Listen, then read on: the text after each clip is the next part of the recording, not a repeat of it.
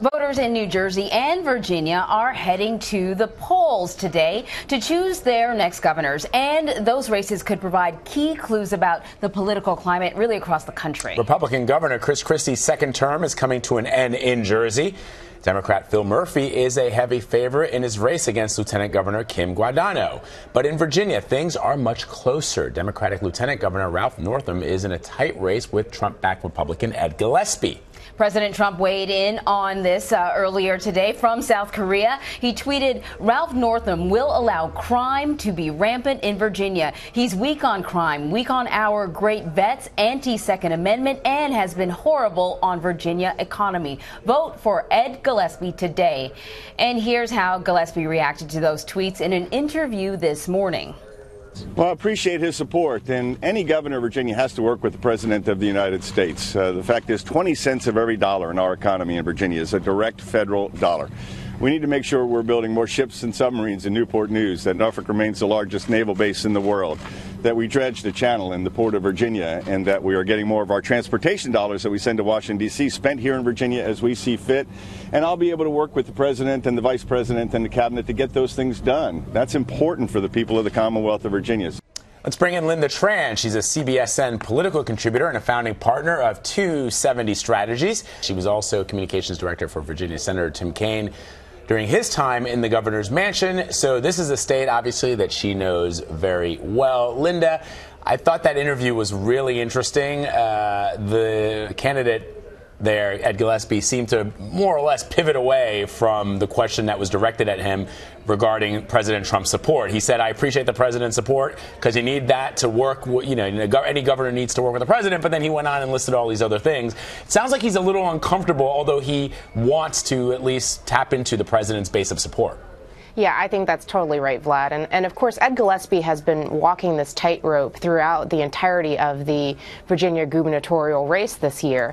I mean, on the one hand, he is somebody who is a really strong establishment Republican. He was chairman of the Republican National Committee, for Pete's sake. And now where he's at is he has been trying to accommodate some of these Trump base voters who nearly upset him during the Republican primary earlier this year. He nearly lost to Corey Stewart, who cast himself as a very, very strong Trump candidate. And now what you're watching is Ed Gillespie trying to balance being somebody who is a relative moderate heading into this race and trying to win the race by making sure that he gets out those folks who are big, strong supporters of Donald Trump and may respond much more to kind of cultural issues.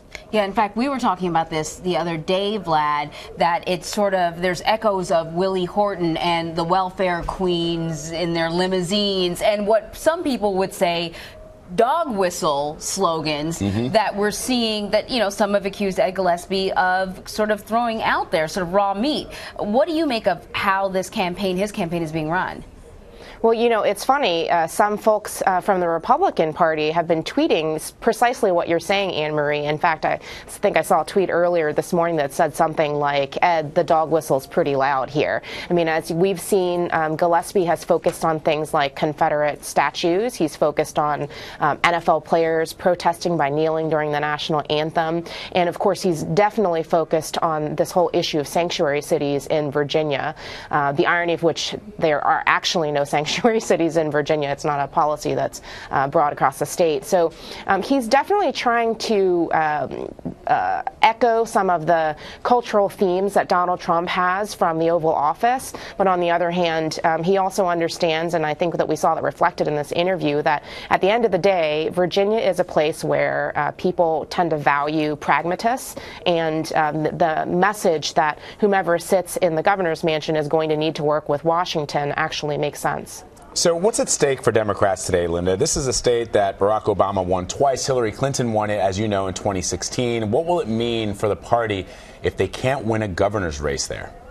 Well, if the party can't win a governor's race in Virginia, the truth is it's not actually that dramatic of a shift in the sense that Virginia remains a purple state. I mean, there have been a lot of statewide races that have been won by Democrats in recent years, but until 2008, you have to remember, Virginia hadn't been won by a Democratic nominee for president in 44 years. And so the history is not that far off for it to be a very red-leaning state.